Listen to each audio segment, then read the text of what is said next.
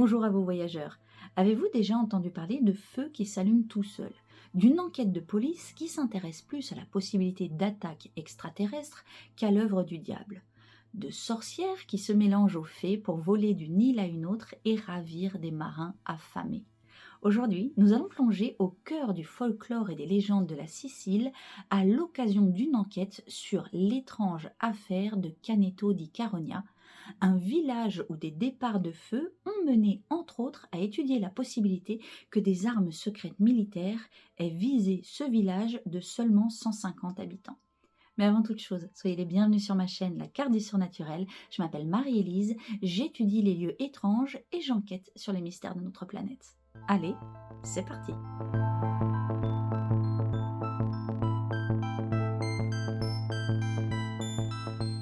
Au milieu du dîner, Antonino Pezzino s'aperçut que sa maison était en feu. C'était la fin du mois de décembre 2003 et Pezzino, que tout le monde appelait Nino, se trouvait chez lui à Caneto di Caronia, un petit village à une seule rue situé au nord de la Sicile. L'incendie avait commencé dans un boîtier à fusibles et il était tellement fort qu'il commençait à faire prendre feu les lourds rideaux qui se situaient juste à côté. Une maison ordinaire, un incendie ordinaire. Mais quelques jours plus tard, le ventilateur de la cuisine prit feu, suivi du téléviseur, puis d'autres objets. Ce sont plusieurs appareils qui s'embrasèrent comme sous l'effet d'une main invisible. Caneto di Caronia est un hameau attaché à la ville de Caronia qui, elle, comporte 3400 habitants. Elle est située à mi-chemin entre Palerme et Messine et elle surplombe la mer Tyrrhénienne. C'est une ville de maçons, d'ouvriers du bâtiment, de petits commerçants. 39 personnes vivaient dans des petites maisons situées le long d'une route qui s'appelle Via Mare et une centaine d'autres sur les collines avoisinantes. Dans les semaines qui suivirent, les voisins de Pezzino, à savoir son père, sa mère, sa tante et ses cousins, qui vivaient tous à proximité dans 4 ou 5 maisons séparées, furent eux aussi victimes d'incendies inexpliqués. Pezzino vivait avec sa femme, Maria, et son fils de 15 ans, nommé Giuseppe. Avec son père, il avait construit la maison à la fin des années 80 et il pensait qu'une mauvaise installation électrique pouvait être à l'origine de ces départs de feu. C'est alors que, durant le mois de janvier, il changea intégralement toute son installation électrique, mais les incendies continuèrent. 2 électriciens avaient testé le système électrique et afin d'en avoir le cœur net, ils décidèrent de couper l'alimentation de l'usine centrale pour essayer de voir ce qu'il se passait. Là, les incendies reprirent. Métal, plastique et isolant brûlaient. Partout dans le village, les prises viraient au rouge, les câbles étaient incandescents et il y a même un moteur électrique qui se mit à fondre. En fait, c'est un peu comme si tous les appareils avaient décidé de se révolter contre leur propriétaire. Au cours des 3 premiers mois de 2004, ce sont pas moins de 92 incendies qui se sont déclenchés. On n'est pas dans un épisode de X-Files et ces événements étranges ont attiré l'attention de tous les médias internationaux. Et un afflux d'experts, tous spécialistes dans leur domaine, sont arrivés pour essayer de comprendre ce qu'il se passait. Il y a un document confidentiel qui a été remis aux autorités italiennes. Ce document a été dévoilé par l'hebdomadaire italien L'Espresso et il semblait très sérieux sur le fait que les conclusions disent test militaire secret ou expérience extraterrestre. Comme toujours, j'aime placer le contexte. Caneto di Caronia est en Sicile, c'est une région autonome italienne, c'est en l'occurrence la plus grande île méditerranéenne, la région la plus étendue d'Italie et son territoire est constitué de 9 anciennes provinces, à leur tour partagées en 390 municipalités. La langue officielle est l'italien, mais il y a encore le sicilien qui est parlé et écrit là-bas. L'affaire dont nous parlons aujourd'hui a pris une tournure étrange lorsque Gabriel Amorth, un des exorcistes les plus connus du pays, a suggéré que c'était peut-être l'œuvre du diable qui était à l'origine de ces incendies. Il le dit lui-même, de tels événements se produisent lorsque le démon est autorisé à entrer quelque part.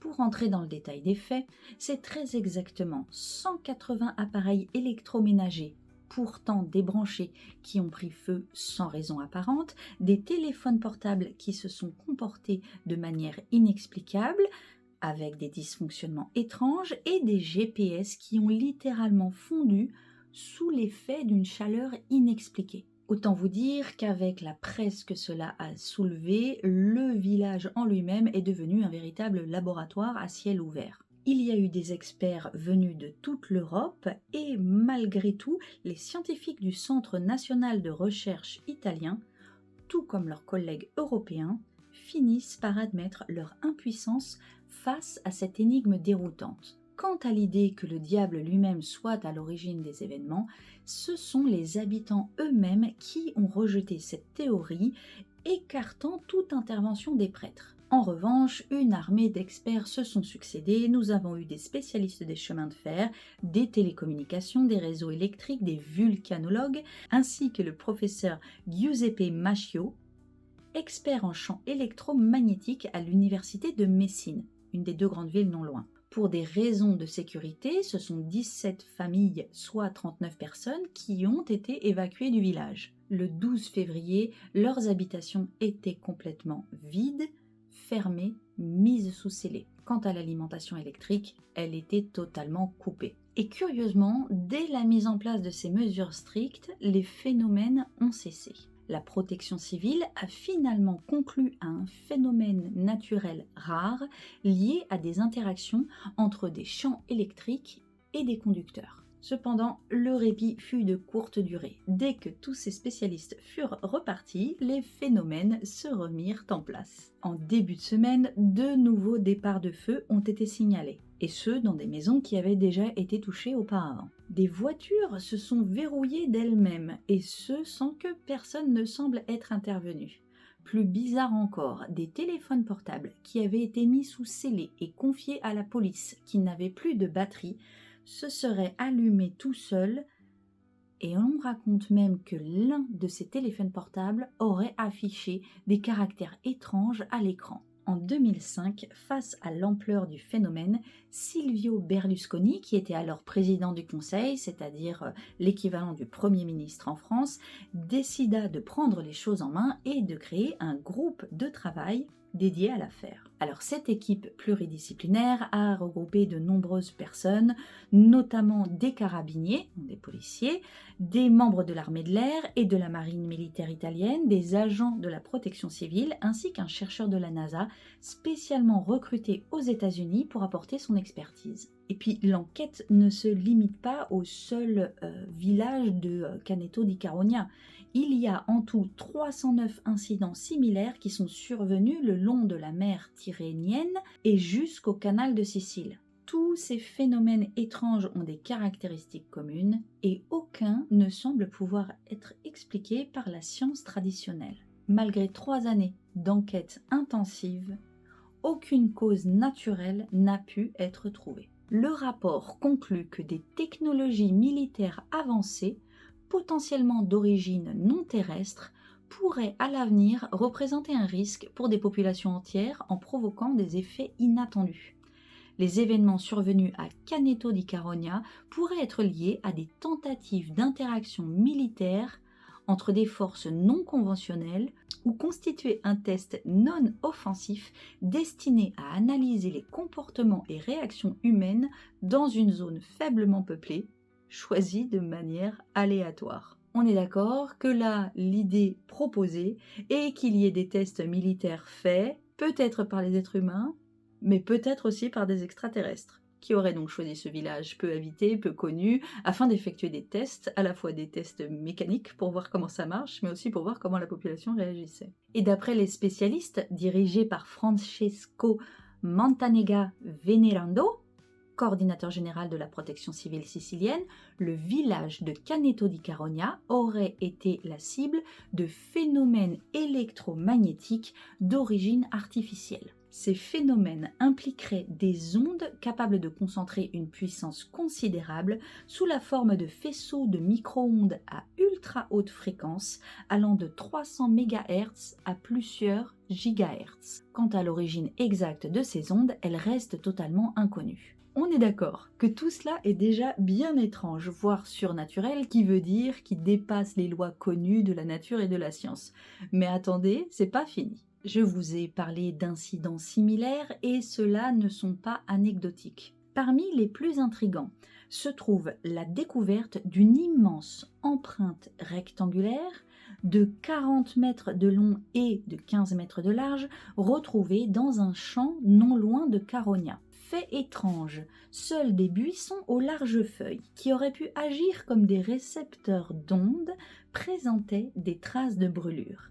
Les racines de ces végétaux étaient calcinées de manière similaire aux fils électriques des habitations affectées. Et les marques des flammes formaient des motifs répétitifs sur, je cite, des séquences de 4. Et selon les experts, ces caractéristiques sont compatibles avec l'émission d'ondes électromagnétiques. Le mystère continue de s'épaissir quand dans la nuit du 18 au 19 décembre 2005, sans aucune intervention humaine, un camion situé dans la cale d'un ferry, qui s'appelait le ferry Toscana, s'est mis en route et son moteur s'est mis à brûler. Grosse panique avec un incendie à bord qui a commencé et qu'ils ont réussi à arrêter. Le navire a dû rentrer précipitamment en Sicile et puis il y a eu de nombreuses communications tendues entre les gardes-côtes de Palerme et le bureau de la protection civile chargé à temps plein de ces phénomènes inexpliqués. Et puis ces véritables X-Files siciliens ont aussi dans leur dossier des images extrêmement impressionnantes d'un hélicoptère Sikorsky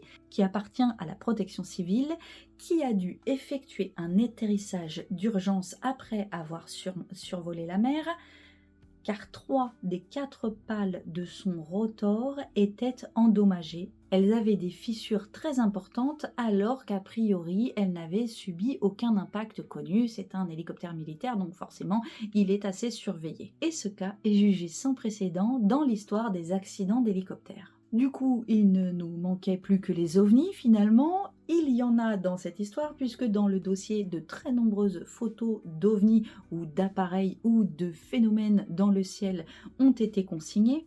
Et pour une fois, ce ne sont pas des photos floues étranges, il paraît qu'il y a certains clichés qui étaient tellement nets qu'ils ont poussé les scientifiques du groupe d'études à réaliser des reconstitutions numériques détaillées avec des descriptions précises des engins observés. Et puis le dossier inclut aussi des témoignages des habitants de Caronia qui, eux, témoignent que depuis environ 2 ans, effectivement, ils voient des choses étranges dans le ciel. Beaucoup d'entre eux attribuent les feux qui se sont déclarés à l'apparition justement de ces objets dans le ciel. Et bien que les experts chargés de consigner toutes ces informations restent extrêmement prudents sur cette explication, eh bien l'explication OVNI garde quand même une place de choix dans tout ce dossier. Et ils arrivent en deuxième après la théorie ou l'explication d'armes secrètes militaires. D'autres explications un peu plus rationnelles pointent du doigt l'installation d'un radar militaire à proximité du village, mais on peut noter qu'en revanche, la police a totalement exclu la possibilité d'un acte criminel. Alors, pas d'acte criminel délibéré. Comment expliquer tout cela finalement ? Je vous refais la liste, des appareils débranchés qui prennent feu, des téléphones déchargés qui s'allument, des GPS qui brûlent, des voitures qui se verrouillent sans intervention humaine, une empreinte rectangulaire dans un champ, un camion qui avance sans chauffeur et dont le moteur prend feu, un hélicoptère endommagé. Tout est envisagé et la seule chose qu'on met de côté, c'est l'intervention humaine. Et moi, ce qui m'étonne aussi énormément, c'est que l'explication la plus traditionnellement donnée dans ce genre de cas et de lieu, c'est-à-dire à savoir l'œuvre du diable, est aussi totalement mise de côté. On préfère incriminer des ovnis, des radars militaires, des faisceaux à micro-ondes, plutôt que l'être humain ou le diable. Alors pour moi, ça casse complètement le rasoir d'Occam. Parce que si on veut aller à la solution la plus simple, dans tous les cas, c'est toujours l'œuvre d'un homme, de l'homme, de l'être humain, ou du diable finalement. Et comment dire dans ce cadre que des extraterrestres ou des opérations militaires secrètes soient plus logiques que cela. Alors non pas que je sois une partisane de la théorie diabolique, mais depuis la nuit des temps, un petit exorcisme, quelques prières et tout revient dans l'ordre. Avant d'aller plus loin, on va faire un petit tour des informations importantes concernant la Sicile. Localisée à la rencontre de la plaque eurasienne et de la plaque africaine, la Sicile est célèbre pour ses volcans et notamment l'Etna qui est un des plus actifs du monde. L'Etna est le point culminant de l'île à 3357 mètres et il s'étend sur plus de 1500 km². Mais il faut savoir qu'au large de la Sicile, il y a de nombreuses petites îles qu'on appelle les îles éoliennes et que là, il y a deux autres volcans qui sont le Stromboli et le Vulcano. Les premiers hommes issus de la péninsule italienne s'y sont installés environ 20 000 ans avant notre ère. Concernant les volcans justement, la Sicile et l'Italie ont connu bien évidemment de très nombreux tremblements de terre. En septembre 2002, un séisme de magnitude 5,6 secoua la Sicile, causant d'importants dégâts à Palerme, la capitale de l'île. Et puis le mois suivant, un tremblement de terre frappa la région du Molise, dans le sud de l'Italie, tuant 27 écoliers.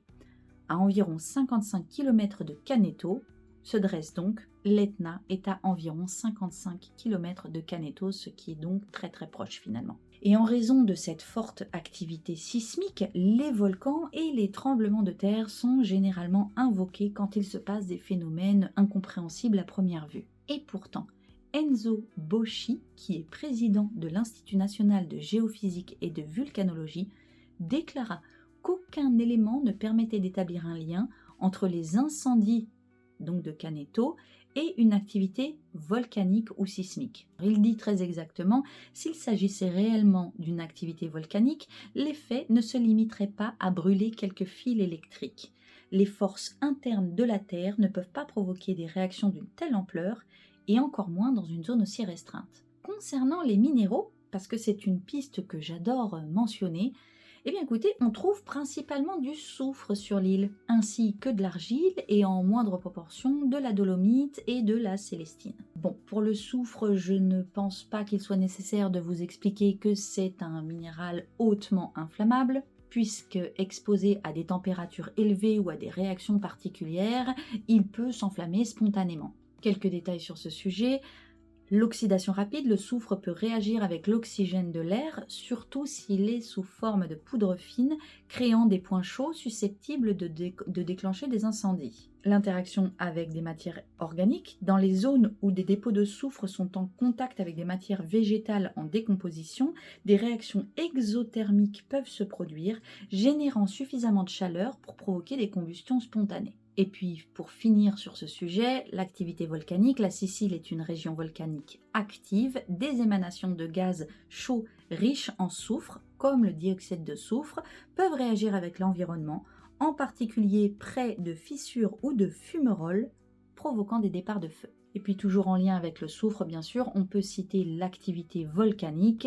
La Sicile, comme je vous l'ai dit, a une activité volcanique intense, des émanations de gaz riches en soufre, le dioxyde de soufre, peuvent réagir avec l'environnement, en particulier près des fissures ou des fumerolles, favorisant les départs de feu. Alors ça, c'était pour le petit passage minéraux, vous savez que j'étudie toujours ça sur les terres, mais a priori, la présence de soufre ne semble pas avoir été mentionnée dans les explications concernant les départs de feu spontanés dans ce petit village. C'est dommage, j'aurais bien voulu en savoir un peu plus. Quant à l'origine extraterrestre, je vous avoue que j'ai fait de nombreuses recherches, notamment en faisant des recherches sur OVNI, UFO, UAP et départs de feu.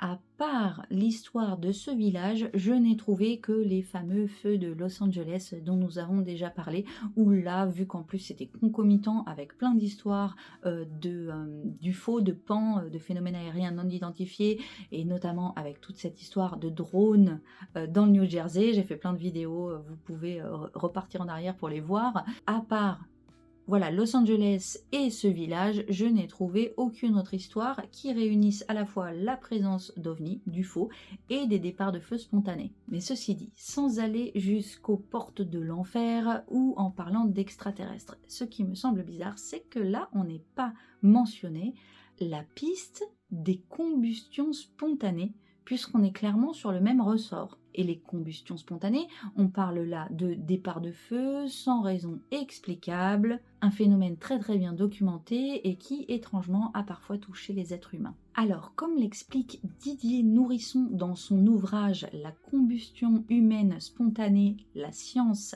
à l'épreuve du feu, le plus ancien cas documenté de combustion spontanée humaine aurait eu lieu en 1672 à Paris. Une femme seule, pauvre et alcoolisée aurait été retrouvée à son domicile, entièrement carbonisée, sauf aux extrémités. Une vision d'horreur certainement qui s'accompagne d'une odeur tout aussi atroce que je ne vais pas vous décrire. J'ai eu des témoignages de première main concernant cela, c'est assez horrible, mais un phénomène qui défie complètement l'entendement et la science. Et puis c'est pas resté un cas unique, une sorte de légende moyenâgeuse, puisque le dernier témoignage en date était en 2020 dans le Val-de-Marne, quand une femme de 55 ans a été retrouvée victime d'une combustion humaine spontanée. L'article du journal Le Parisien décrit très exactement. À Villiers-sur-Marne, une femme de 55 ans a été retrouvée morte par son mari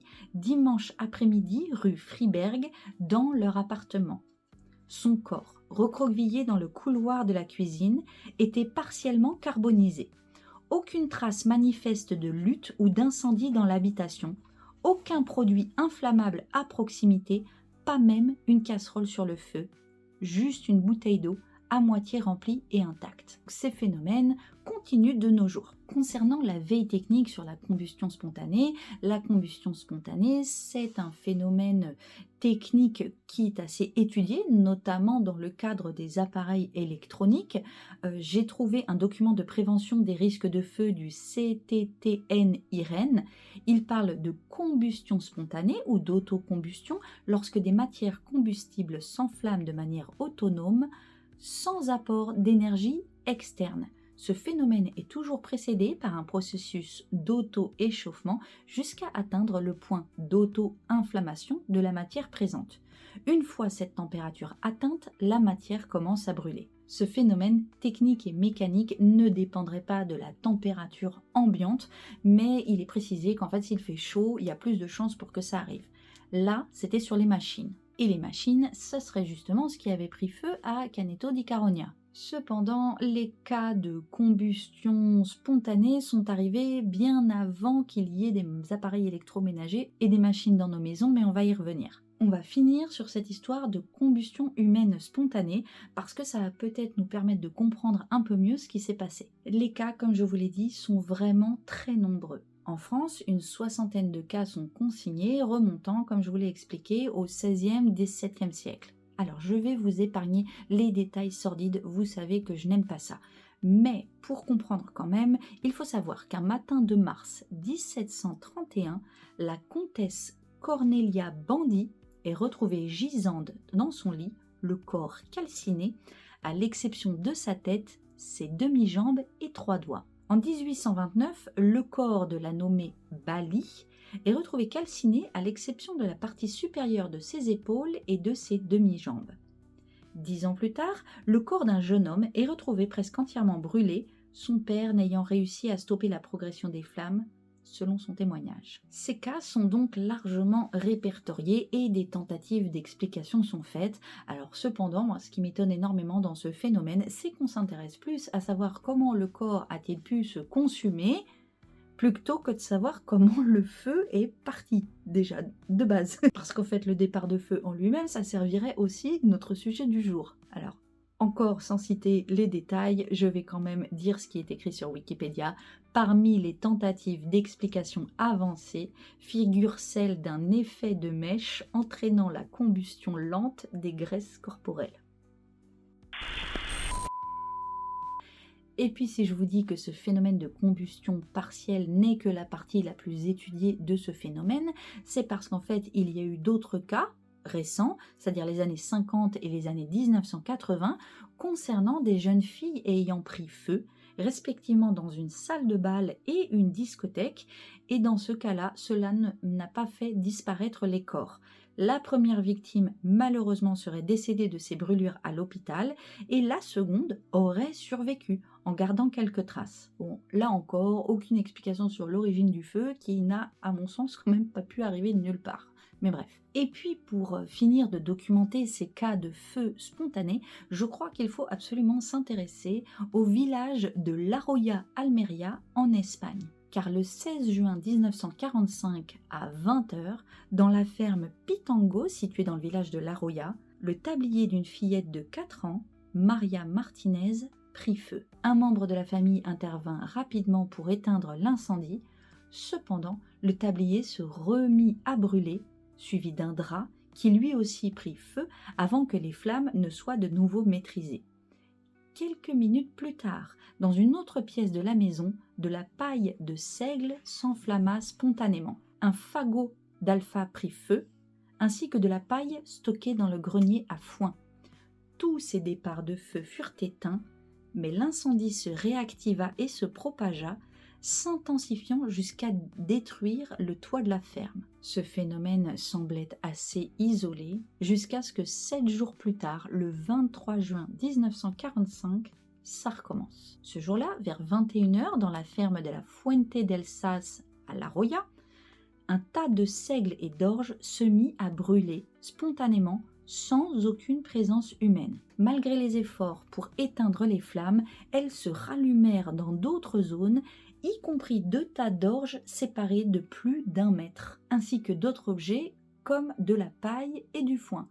Parallèlement, dans une pièce fermée à clé, un lit se mit à brûler tout seul. Aucune étincelle visible ne semblait à l'origine de ces départs de feu. Au crépuscule, dans une autre ferme, un incendie se déclara dans le fumier, puis se propagea au toit de l'écurie et encore une fois à un lit. Le lendemain, le 24 juin, dans la ferme de Don Miguel Acosta, plusieurs tas de foin se mirent à prendre feu spontanément avec des flammes qui semblaient surgir de nulle part, l'absence d'un quelconque déclencheur apparent. Tout au long de la journée, de multiples départs de feu se succédèrent dans la région, dont plusieurs objets comme des meubles et des vêtements qui s'enflammaient sans raison évidente. Des feux s'allumèrent le même jour dans d'autres fermes de la région. On décrit des flammes et de la fumée à la couleur étrange, parfois rouge, parfois bleutée, et à plusieurs reprises, ils se déclarèrent dans des bâtiments complètement fermés, renforçant donc le mystère autour du phénomène. Et comme l'explique l'article du Sentinel French News sur Substack, qui a fait un énorme travail de documentation à ce sujet, ces faits ont été relatés par Rodriguez Navarro, chef de l'Observatoire sismologique, et Contreras Vilches, chef des mines, à la demande de l'autorité provinciale. Ils ont été compilés le 9 novembre 1945 dans le rapport des phénomènes géophysiques survenus à L'Arroya, Almeria, en juin 1945 par l'ingénieur géographe José Cubillo Flitters, avec la participation de l'ingénieur géologue Luis de Miguel González Miranda. Ce rapport a été demandé par le gouverneur civil de la région d'Almeria. Donc là, en fait, ce ne sont pas des légendes, ce ne sont pas des faits inventés, réinventés, déformés, répétés, ce sont des choses qui ont été consignées. Et on se retrouve donc en Espagne en 1945 avec des événements très semblables à ceux du village de Caneto di Caronia, dont on parle depuis le début. Ça nous fait donc plusieurs cas de départ de feu sans raison apparente, mais moi j'y ai vu un point commun qui a vraiment attiré mon attention. Cela ne vous a peut-être pas échappé concernant les combustions humaines spontanées. Elles touchent tout particulièrement les femmes, et celles-ci sont souvent décrites comme alcooliques. Les docteurs Vilve Koljonen et Nicolas Kluger de l'université d'Helsinki ont recensé les articles parus ces 11 dernières années concernant la combustion humaine spontanée. Ils ont sélectionné et analysé 5 publications et donc 12 cas. La majorité de ces cas étaient d'ailleurs en France. Les victimes, souvent fumeurs et alcooliques, étaient âgées d'entre 44 et 74 ans. Sur 12 cas, 8 d'entre eux étaient des femmes. De l'ensemble des cas recensés dans le cas des combustions humaines spontanées, semble se dégager un profil type. Ce profil, ce sont des femmes seules, pauvres et alcooliques. Didier Nourisson, dont j'ai déjà parlé tout à l'heure et qui a énormément étudié ce phénomène, il a fait paraître un livre d'ailleurs, en parle dans un article publié en 1993, il dit « Les passions féminines, l'ivrognerie, sont vues comme responsables de l'auto-inflammation et sont non sans rappeler l'immolation des sorcières sur le bûcher. Celle-ci serait une sorte de châtiment divin punissant les excès. Le phlogistique, fluide que l'on supposait à l'époque comme inhérent à tout corps, provoquerait sa combustion lorsqu'il s'en échappait. En somme, la nature féminine serait l'allumette de ce baril de poudre qu'est le corps de la femme ivrogne. Didier Nourisson explique cela, ce n'est bien sûr pas son avis directement, mais il explique les symboliques liées, si ce n'est au phénomène de combustion humaine spontanée, mais en tout cas à la façon dont cela a été expliqué, à la façon dont cela a été vu en fait par les gens qui ont vu et parlé du phénomène. Et puis concernant ce deuxième village dont je vous ai parlé, où des feux spontanés se sont mis en route, souvenez-vous, ils se sont déclenchés sur une fillette. Maria Martinez, la fillette de 4 ans dont le tablier a pris feu, a été surnommée la fille des feux. Par 3 fois, ses vêtements ont brûlé. Fait tragique. Elle et son frère se sont donné la mort quelques années plus tard. Et c'est là que les phénomènes ont cessé. Et le fait que des femmes soient particulièrement impliquées dans ces histoires de feu spontané a réellement attiré mon attention. Les multiples chercheurs qui se sont penchés sur l'histoire de Canneto di Caronia n'y ont peut-être pas prêté attention. Et pourtant, en Sicile, les femmes ont un rôle très particulier, voire extrêmement surnaturel, comme en témoignent les procès des fées sorcières de Sicile. Oui, vous avez bien entendu. Ces procès, qui datent de la fin du XVIe siècle, mettent en scène des fées sorcières et donc mélangent deux folklores que sont les sorcières, qui sont normalement des femmes humaines manipulant la magie, et les fées, qui sont censées être des êtres surnaturels. C'est un cas unique dans l'histoire des fées et des sorcières. Entre 1579 et 1651 furent enregistrés plusieurs procès en Sicile, et cependant leur nombre exact est inconnu parce que de nombreux documents ont été perdus depuis. Et puis quand on dit 1579 et 1651, ce sont donc 70 ans d'écart, ça veut dire que pareil, ce n'était pas un épiphénomène, c'est quelque chose qui a duré finalement assez longtemps. Les résumés des procès qui ont été envoyés au Suprêmat de l'Inquisition à Madrid par le tribunal sicilien rapportent que 65 personnes, dont 8 hommes, furent jugés pour sorcellerie à cause de leur prétendu rapprochement avec les fées. Alors, qui sont ces fées sorcières et pourraient-elles avoir un rapport avec les fées que nous étudions aujourd'hui? En Sicile, il existe une croyance selon laquelle les fées pouvaient prendre contact avec les humains, souvent des femmes, pour les emmener au Bénévent, au Blocula, le lieu de rencontre entre le diable et les sorcières lors du sabbat. Les fées étaient appelées les donas de fuera, ainsi que les femmes qui les accompagnaient, et le terme donas de fuera, cela veut dire femmes d'ailleurs, qui viennent d'ailleurs. Elles étaient belles, habillées de blanc, de rouge ou de noir, de sexe féminin ou masculin. Leurs pieds étaient des pattes de chat, des sabots ou d'autres formes rondes. Elles venaient en groupe de 5 ou 7 et une fée mâle jouait du luth ou de la guitare en dansant. Les fées et les humains étaient séparés en plusieurs groupes en fonction de leur noblesse, et ce chacun sous un étendard. Chaque mardi, jeudi et samedi, les fées rencontraient les humains de leur groupe dans les bois. En mars, plusieurs groupes se rassemblaient et leur prince leur apprenait à être des créatures bienveillantes. Les membres d'une congrégation, appelée les 7 fées, étaient capables de se transformer en chats et en naïodones, capables de tuer. Les fées pouvaient être assez agressives envers les êtres humains. Les personnes jugées par l'Inquisition étaient donc accusées d'être des sorcières. Les autorités associaient fréquemment les réunions avec les elfes à des événements proches des sabbats de sorcières, c'est certainement pour ça tout à l'heure qu'on parlait du mois de mars, mais comme la population locale voyait généralement le phénomène d'un bon œil, l'Inquisition n'a pas poussé tout de suite l'enquête plus loin. Les accusés dirent qu'ils s'étaient rapprochés des faits parce qu'elles avaient le sang sucré, et que dans la plupart des cas, ils se rendaient aux réunions de façon non corporelle, laissant leur corps derrière eux. Alors il faut comprendre qu'à l'époque, le folklore des fées était extrêmement répandu. Et en fait, selon les témoignages, les accusés n'éprouvaient aucune honte quant à leurs actions. Certains ont semblé ne même pas comprendre que ces faits puissent être mal perçus par l'Église chrétienne. D'après certains accusés, les fées n'aimaient pas trop que l'on parle de Dieu et de la Vierge Marie.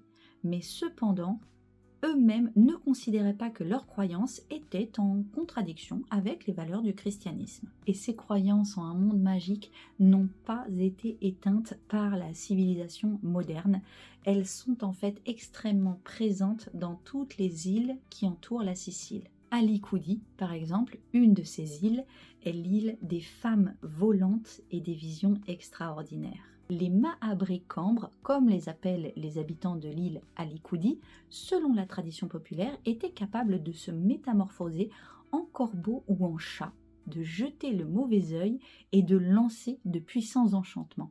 Mais leur pouvoir le plus fascinant restait bien sûr celui de s'élever dans les airs. On raconte qu'elles volaient jusqu'à Palerme pour s'immerger dans l'effervescence de l'une des plus grandes cités méditerranéennes, ou même en Tunisie ou sur les côtes africaines, d'où elles rapportaient des objets et des étoffes inconnus sur l'île. Et les sorcières Arkoudaré ne se contentaient pas de léviter dans les airs ou de chevaucher des balais comme leurs homologues du continent, mais elles pouvaient prendre leur envol en s'agrippant aux barres des petits bateaux de pêche que certains marins jurent avoir vus voguer dans le ciel lors de nuits étoilées et de pleine lune. Alors il disait que ces femmes volantes étaient souvent des épouses de pêcheurs partis pour de longues expéditions en mer. Elles s'élançaient alors dans les airs pour les retrouver, veiller sur eux et apaiser les flots pour leur assurer un retour sain et sauf à la maison. Les réunions secrètes des Maharés se tenaient sur les plages et notamment sur des criques inaccessible par la voie terrestre que seuls les marins pouvaient visiter. Il y avait des hommes et des femmes dans une atmosphère joyeuse et festive qui dressait de somptueux festins. Les pêcheurs, depuis le large, apercevaient parfois ces rassemblements mystérieux et ceux qui parvenaient à s'y rendre étaient conviés au banquet, à condition de respecter une règle sacrée, celle de ne jamais critiquer la nourriture et les boissons, souvent amères. Détail qui a son importance. Ceux qui enfreignaient ce tabou risquaient d'être précipités dans la mer. Une autre légende très répandue parle de 3 femmes vêtues de noir aperçues sur la plage préparant une potion magique dans un bol rempli d'eau tout en récitant d'anciennes incantations. Cette potion aurait servi, selon les circonstances, soit à donner aux Maharés le pouvoir de s'envoler, soit elle est offerte aux pêcheurs pour leur ouvrir les portes de royaumes fantastiques. Nous sommes donc ici en présence d'un folklore extrêmement ancré dans le quotidien qui rythme finalement la vie des habitants. Celui-ci est donc lié à l'existence de fées sorcières malicieuses et aux pouvoirs multiples qui viennent régulièrement en contact avec les habitants de ce territoire. Et souvenez-vous, au début, j'ai été extrêmement étonnée que l'on n'évoque pas plus souvent le diable concernant l'affaire des feux de Caneto di Caronia. Une fois de plus, je ne prends pas parti sur l'existence ou non du diable,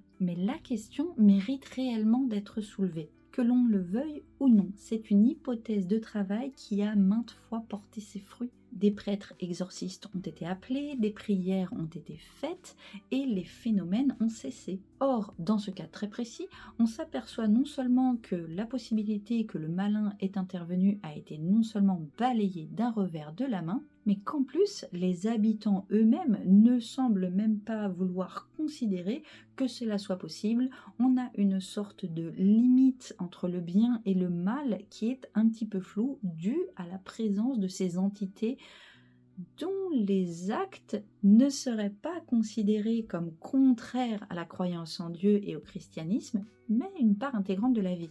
Et c'est à ce titre extrêmement intéressant.